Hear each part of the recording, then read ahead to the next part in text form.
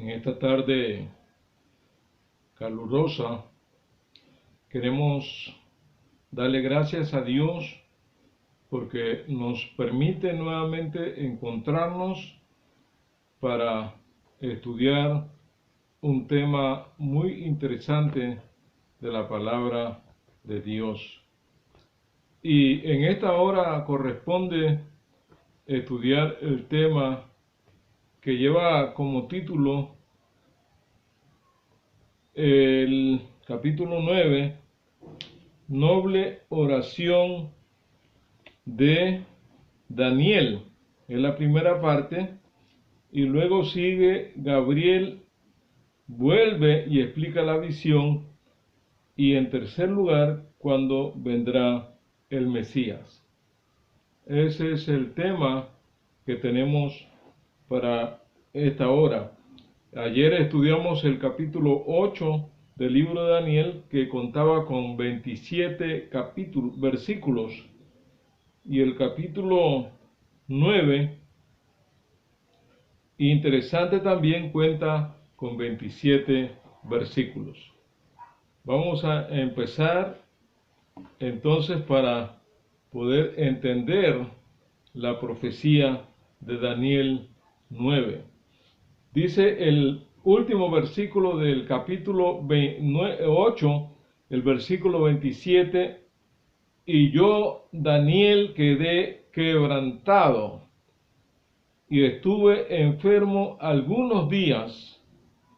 Cuando convalecí, atendí los asuntos del rey, pero quedé espantado acerca de la visión y no la entendí.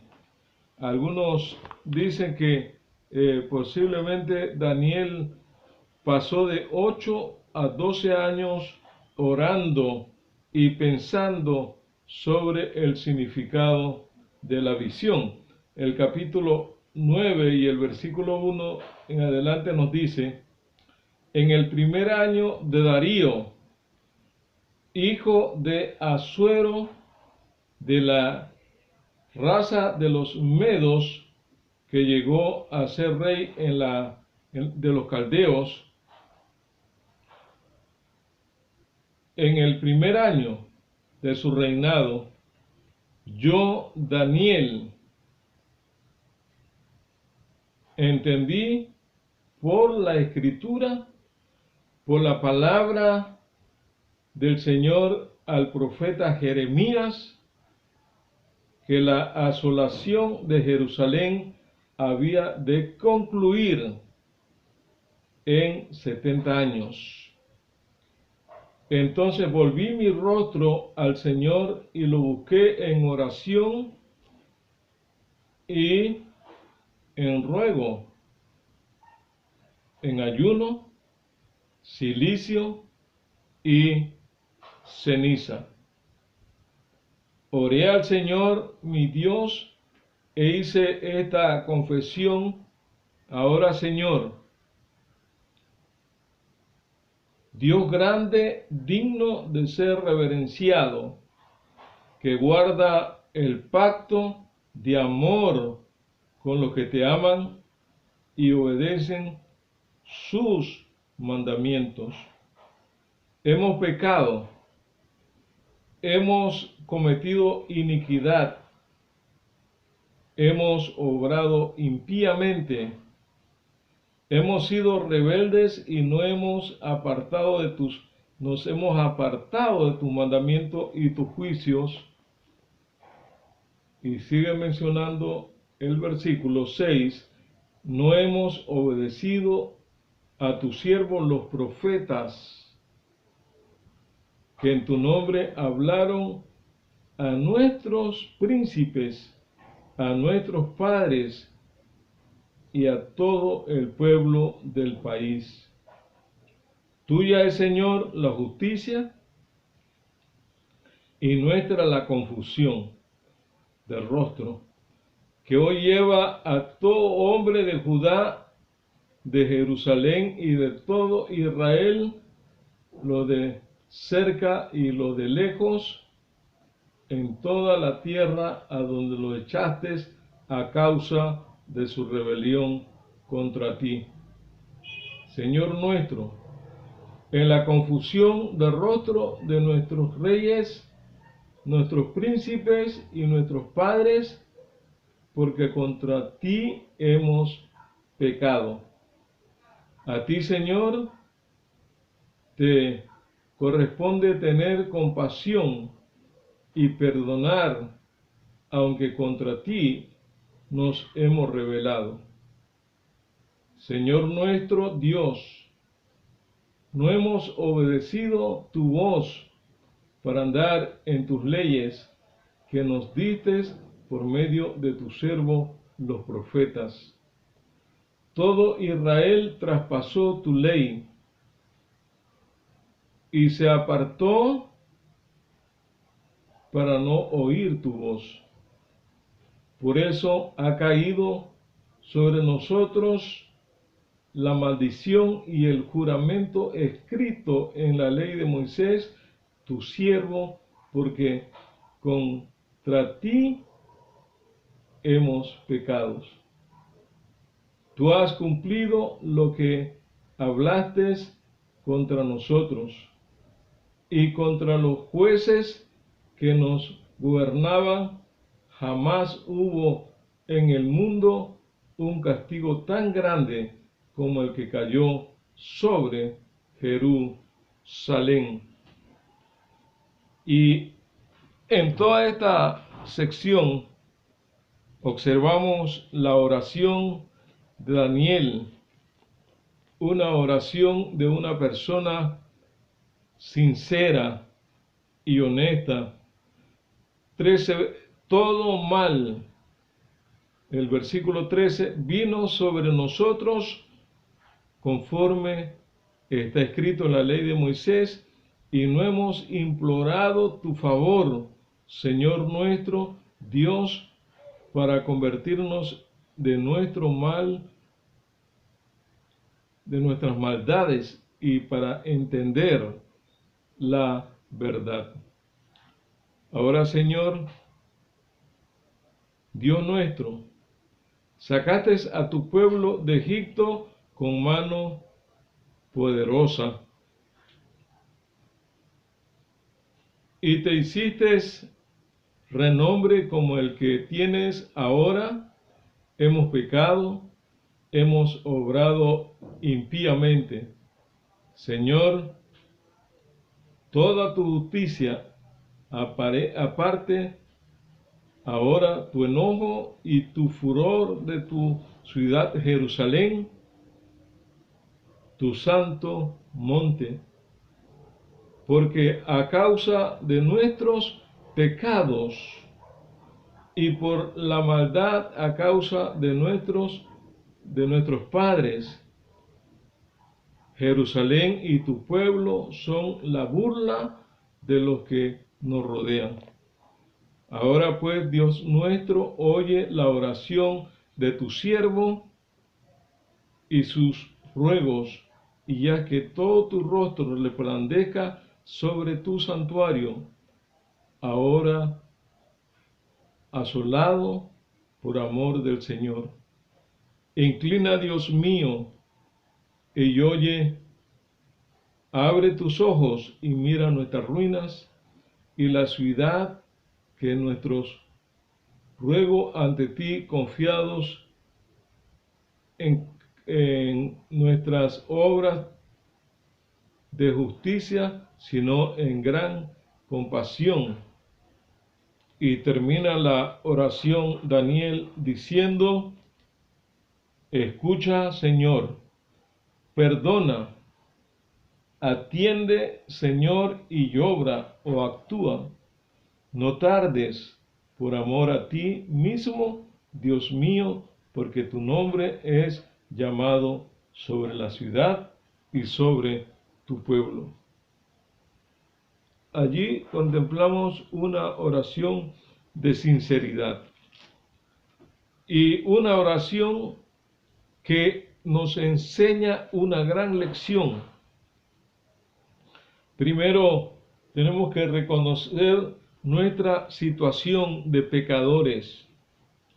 Nuestra pecaminosidad hace separación entre Dios y el hombre.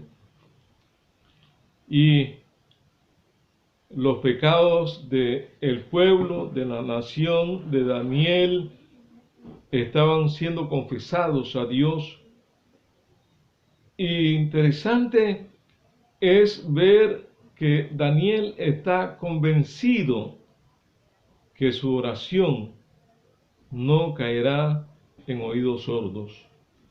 Había repasado los escritos del profeta Jeremías y llevaba la contabilidad. Babilonia a los 66 años pasó a la historia y Dios dijo que ellos estarían 70 años. Así que hacían 4 años, hacían falta 4 años para que se cumpliesen los escritos del sacerdote y profeta Isaías, y Daniel está haciéndole un recorderis a Dios, aquel que todo lo sabe, que todo lo puede, aquel que lleva la contabilidad exacta de todos los seres humanos que viven en esta tierra, y él le está confesando a Dios y le está recordando a Dios que pronto el pueblo tiene que salir a la reconstrucción de Jerusalén, del templo y de todo lo que había sido devastado para esas 3 invasiones que se dieron simultáneamente allí en el imperio se dieron por el imperio babilónico a la ciudad de Jerusalén. Ahora nosotros estamos en el capítulo 9 y el versículo 24. Leamos el versículo 20 al versículo 23. Primero dice: aún estaba yo hablando, orando, confesando mi pecado y el pecado de mi pueblo Israel, y presentando mi ruego ante el Señor mi Dios y por su santo monte. Aún estaba hablando en oración cuando aquel varón Gabriel, a quien yo había visto en la visión al principio, vino volando con presteza y me tocó como a la hora del sacrificio de la tarde. Me instruyó y me dijo: Daniel, ahora he venido para darte sabiduría y entendimiento. Tan pronto como empezaste a orar, fue dada la respuesta, y yo he venido para enseñarte, porque tú eres muy amado. Entiende pues la palabra y entiende la visión. Podemos imaginarnos el grado de responsabilidad, de consagración, de dedicación que tenía Daniel. Que Dios no manda a un ángel cualquiera. Todos los ángeles son importantes, pero hablando de rango, no viene un ángel, no viene un serafín, sino que viene de la corte, de la presencia de Dios, el ángel Gabriel, el serafín, el querubín Gabriel, para hablar con este hombre que todavía estaba orando, porque él no entendía y él quería comprender la profecía de Daniel 8:14. Y el ángel Gabriel con presteza llegó y le dijo: Daniel, tú eres muy amado, y por cuanto aún tú eres muy amado, a la hora del sacrificio de la tarde, me instruyó a mí, Daniel, ahora he venido para darte sabiduría y entendimiento. El único que da una verdadera y extraordinaria sabiduría y un destello de entendimiento es Dios, y mandó a Gabriel para confirmarle a Daniel que él iba a recibir sabiduría y también recibiría entendimiento. Tan pronto como empezaste a orar, qué tremendo, hermanos, cuando tú y yo oramos con fe, derramamos nuestra alma delante del Señor y le expresamos con sinceridad, el Señor automáticamente acude a nuestro lado para escuchar esa oración. Tan pronto como empezaste a orar, fue dada la respuesta, y yo he venido a enseñártela porque tú eres muy amado. Entiende pues la palabra y entiende la visión. Mi hermano y mi hermana, no te canses de orar. Dios está presto a prestar oído a tus plegarias, a tus oraciones. Cuando tú oras con fe, cuando derramas tu alma como lo hizo Daniel delante de Dios, el mismo Gabriel, si tiene que venir, viene para darte entendimiento y sabiduría. Si Dios considera que debe enviar a un serafín, viene un serafín. Si Dios cree que solamente con la llegada de un ángel puede traer la respuesta, entonces Dios emplea a un ángel. Lo cierto es, hermanos y hermanas, que Dios prontamente contesta la petición de sus hijos. ¿Y qué era lo tanto que le preocupaba? En el versículo 14 pasa a darle sabiduría y a darle entendimiento.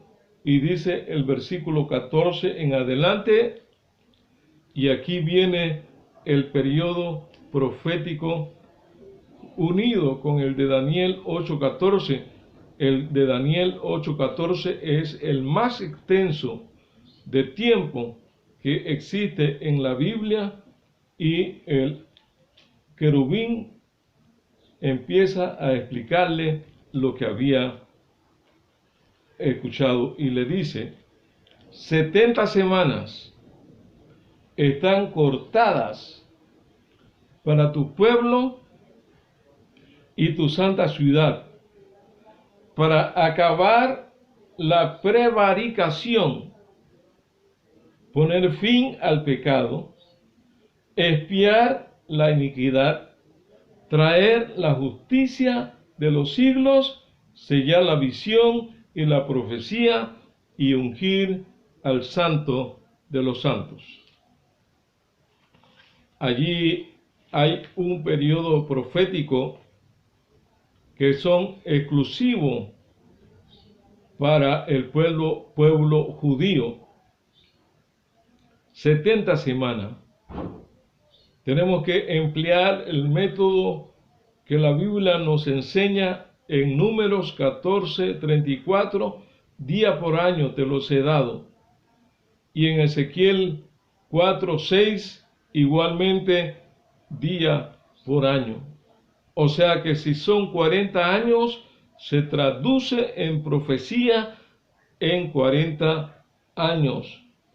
Y aquí 70 semanas tiene que ser profética. Tiene que tomarse la regla bíblica en el libro de Ezequiel y Número.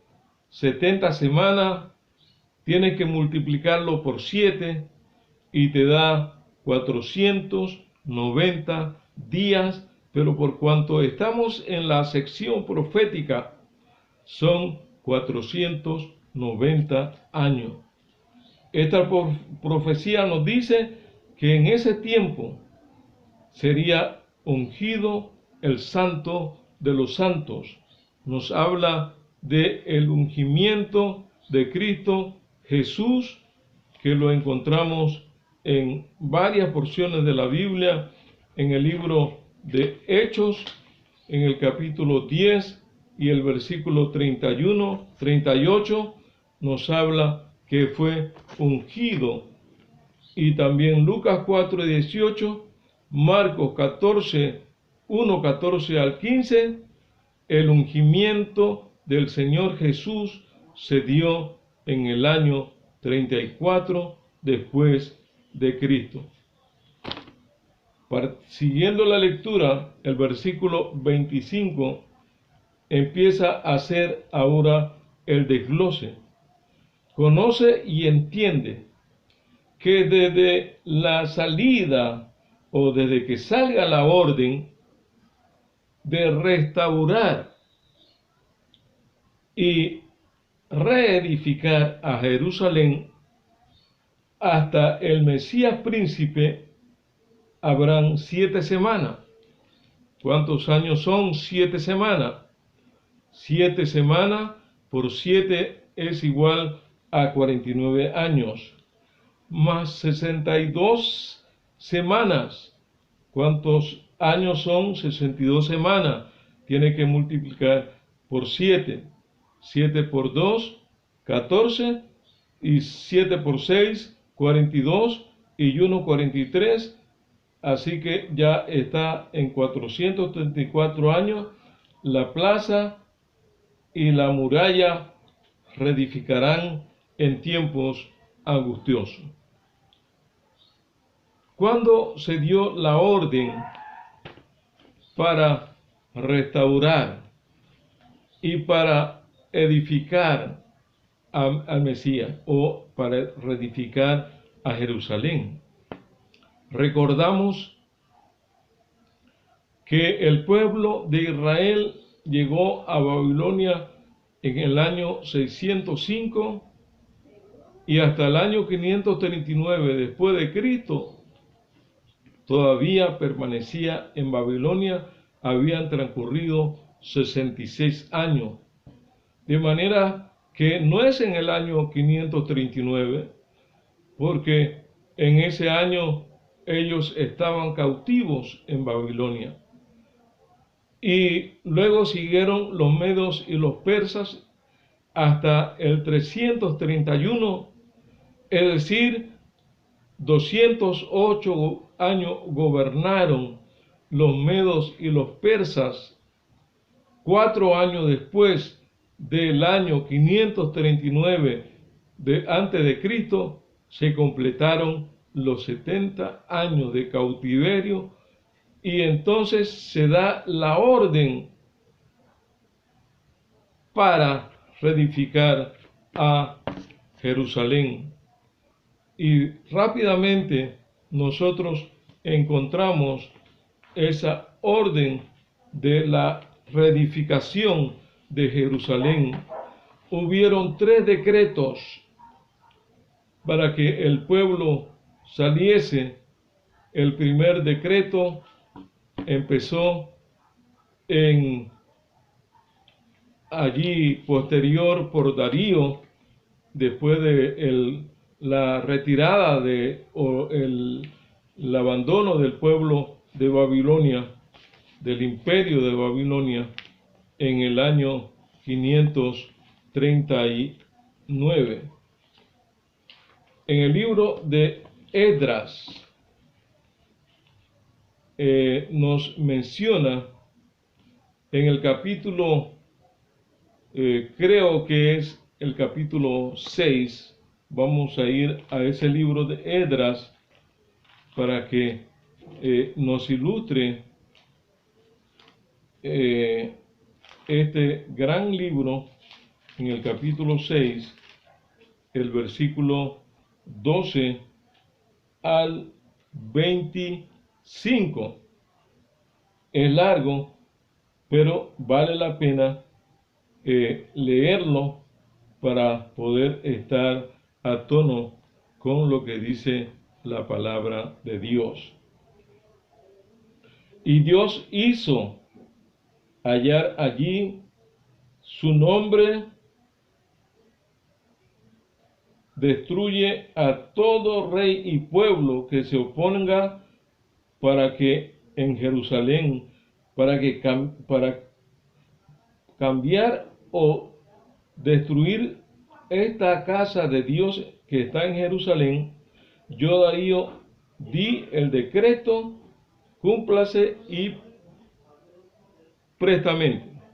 Ahí es el primer decreto de la salida de un grupo de judíos, como 4,000 judíos salieron ese día de Babilonia. Y el Dios que hizo habitar allí su nombre, dice el versículo 13, entonces Tacnai, gobernador del otro lado del Jordán, del río, Setar Boznai y sus compañeros hicieron diligentemente según la orden del rey Darío y prosperaron conforme a la profecía de los profetas Ageo y Zacarías, hijo de Ido, edificaron y abarcaron por orden del Dios de Israel y por mandato de Ciro, Darío, Artajerje, rey de Persia. Y la casa fue terminada el tercer día del mes de Adar, o sea, marzo, era el 6º año del reinado de del rey Darío. Y los israelitas, los sacerdotes, los levitas y los demás repatriados dedicaron esta casa de Dios con gozo. Ofrecieron en la dedicación de la casa de Dios 100 becerros, 200 carneros, 400 corderos y 12 machos cabríos en expiación por el pecado de todo Israel, conforme al número de la tribu de Israel. Y pusieron a los sacerdotes en sus turnos y a los levitas en su clase para servicio de Dios en Jerusalén, como está escrito en el libro de Moisés. Y los repatriados celebraron la Pascua el 14 del primer mes, es decir, de Nisán, porque los sacerdotes y los levitas se habían purificado y todos estaban limpios. Santificaron la Pascua para los repatriados por sus hermanos y los sacerdotes. Dice el versículo, el capítulo 7 y el versículo 12. Luego del decreto de Darío, el último decreto salió a través del rey Artajerje. El versículo 12 en adelante, Artajerje, rey de reyes, a Esdras, sacerdote, escriba, erudito en la ley de Dios del cielo, paz. Yo decreto que los israelitas de mi reino, incluyendo sacerdotes y levitas que quieran ir contigo a Jerusalén, que vayan. De parte del rey y de sus 7 consejeros, eres enviado a visitar a Judá y a Jerusalén conforme a la ley de tu Dios que está en tu mano, y a llevar plata y el oro que el rey y sus consejeros voluntariamente han ofrecido, al Dios de Israel que mora en Jerusalén. Con este dinero comprarás diligentemente becerros, carneros, para ofrecerlos sobre el altar de la casa de vuestro Dios en Jerusalén.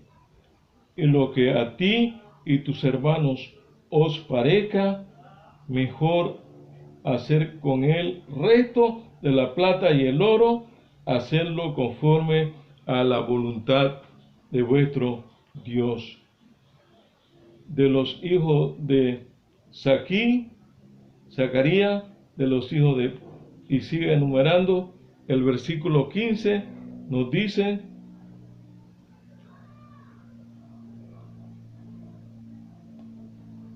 vamos a el versículo 15, 17. Los utensilios que te son entregados para el servicio de la casa de tu Dios, los restituirás a tu Dios en Jerusalén, y lo demás que sea necesario para la casa de tu Dios, todo cuanto necesites gastar, lo tomarás de la tesorería del rey. Yo mismo, el rey Atarjerje, doy esta orden a todos los tesoreros del otro lado del río, que todo lo que os demande el sacerdote Esdras, escriba de la ley de Dios del cielo, le conceda con diligencia. Hasta 100 talentos de plata, o sea, 3.400 kilogramos, 100 coros de trigo, 22.000 litros, 100 batos de aceite y sal sin medida. Todo lo que manda el Dios del cielo se debe cumplir con diligencia para la casa del Dios del cielo, porque habrá de ser su propio enojo contra el reino del rey de sus hijos. Y dice el versículo 24, también os hemos saber que a los sacerdotes y levitas, cantores, porteros, servidores del templo y ministros de la casa de Dios, ninguno les imponga tributos, impuestos ni renta. Y tú, Esdras, conforme a la sabiduría que tienes de tu Dios, pues pon jueces y magistrados que administren justicia a todo el pueblo que está del otro lado del río, a todos los que conocen las leyes de Dios, y el que no las conozca, se las enseñáis, y el que no cumpla la ley de tu Dios y la ley del rey, prontamente condenado a muerte, destituido, destierro, multa o prisión. Alabado sea el Señor, Dios de nuestros padres, que movió el corazón del rey para hacer la casa del Señor que está en Jerusalén, e inclinó hacia mí su misericordia, y ante el rey, sus consejeros y todos los poderosos príncipes del rey, y yo, fortalecido por la mano de mi Dios, junté a los príncipes de Israel para que subiesen conmigo. Este texto o esta fecha es sumamente importante. Aquí contemplamos que el rey Atarjerje fue el último rey de los medos y los persas, quien dio el decreto para que el pueblo abandonase en su totalidad. Lógicamente, algunos querían quedarse en Babilonia, se quedaron, pero para que la profecía se cumpliese de los 70 años, en el año 457 antes de Cristo. En ese año se dio la orden para que el pueblo de Israel saliera en esta ocasión. Los medos y los persas tenían el control, todavía estaban gobernando, y da la impresión que estos reyes eran temerosos del Dios de Israel. No lo vamos a mencionar con texto bíblico, pero lo que hacen a favor de su siervo Esdras y Nehemías nos indica que estaba aconteciendo algo grande en el corazón de estos monarcas. Y Artajerjes en el año 457 antes de Cristo da la orden, y eso es exactamente lo que nos dice el texto bíblico. Leemos nuevamente, ya tenemos corroborado el nombre y la orden, ya el año también, y aquí dice: conoce y entiende que desde la orden, o sea, desde el 457, para restaurar y edificar a Jerusalén, hasta el Mesías príncipe, habrán 7 semanas más 62 semanas. 72 semanas más 7 semanas son 69 semanas. Después, la plaza y la muralla reedificarán en tiempos angustiosos. El versículo 26.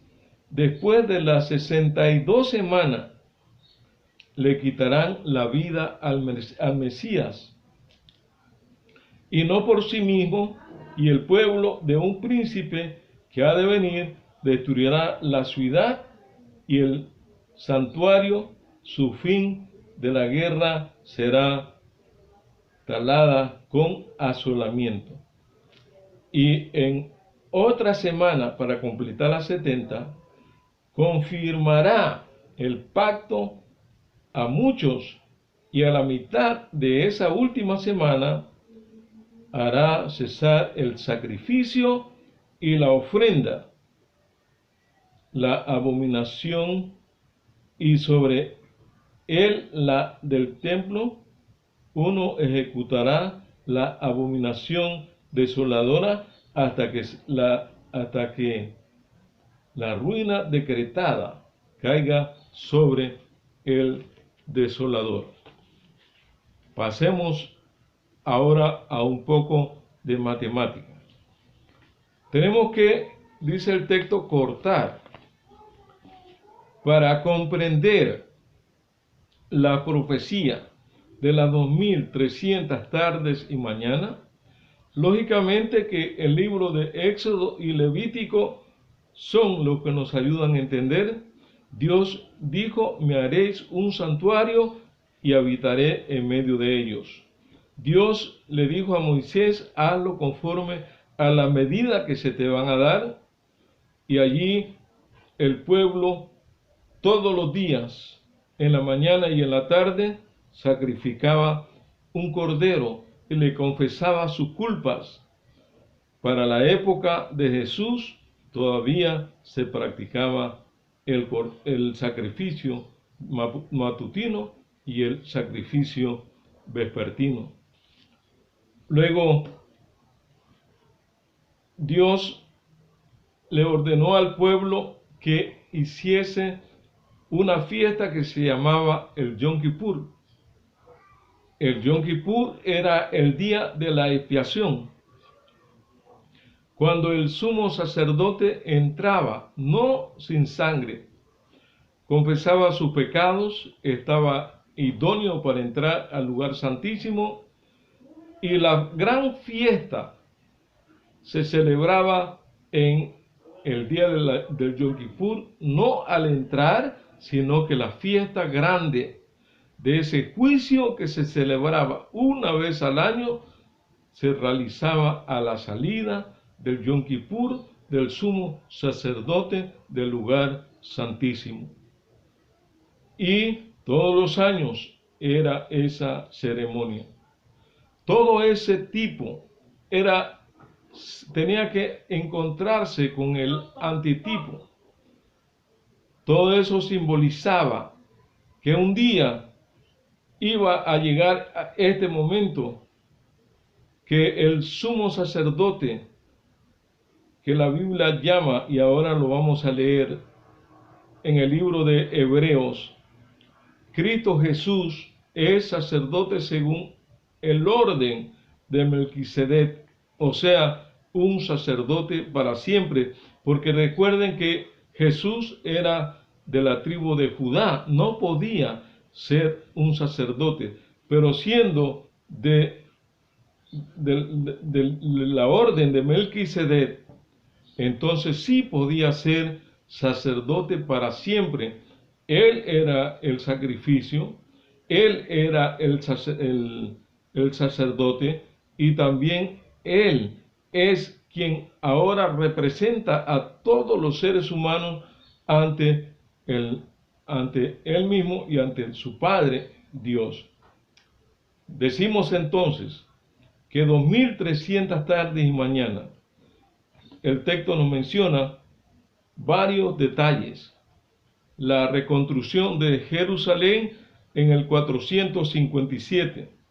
Nos habla también del año 15 de Tiberio César, cuando el Señor Jesús fue al bautismo en Mateo capítulo 3. También nos habla del Marcos 1, 14 al 15, Lucas 4, 18 y Hechos 10, 38. Dice el texto: poner fin el 24 y el pecado, expiar la iniquidad, traer la justicia de los siglos, sellar la visión y la profecía y ungir al santo de los santos. Jesús fue ungido el día que fue bautizado. ¿En qué año? La profecía de las 70 semanas de las 2300 tardes y mañanas nos llevan al año 27, 15 de Tiberio César, cuando Jesús fue al río Jordán para ser bautizado por Juan el Bautista. Conoce y entiende que desde que salga la orden para restaurar a Jerusalén hasta el Mesías príncipe, habrán 62 semanas y 7 semanas. La plaza y la muralla se reedificará en tiempos angustiosos. Después de las 62 semanas, le quitarán la vida al Mesías, y no por sí, y el pueblo de un príncipe que ha de venir destruirá la ciudad y el santuario. Su fin será como inundación, y hasta el fin de la guerra será talada con asolamiento. En la otra semana confirmará el pacto de muchos, y a la mitad de la semana hará cesar el sacrificio y la ofrenda, y sobre el altar, y sobre él, al lado del templo, uno ejecutará la abominación asoladora hasta que la ruina decretada llegue o caiga sobre el desolador. En el año 27 después de Cristo es ungido Jesús de acuerdo a este periodo profético, y en ese momento quedan, después del bautismo, una semana. La Biblia dice que a la mitad de la semana, o sea, 3 años y medio, se le quitaría la vida al Mesías, es decir, en el año 31 y medio. Todavía quedan 3 años y medio de gracia exclusivamente para el pueblo judío. Y crucificaron a Jesús. Jesús estuvo en la tierra después de haber ascendido al cielo 40 días más,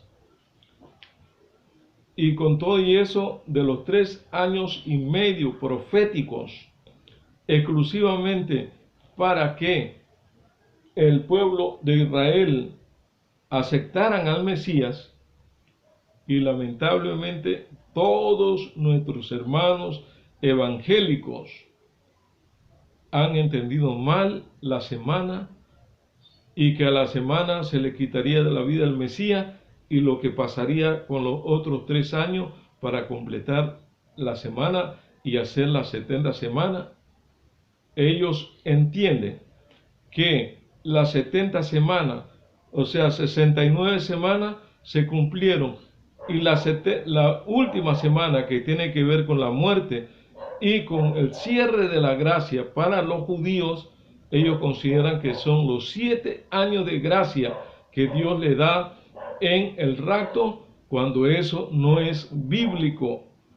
Y ojalá nuestros hermanos puedan escuchar este mensaje, puedan recapacitar y puedan volver antes que sea demasiado tarde.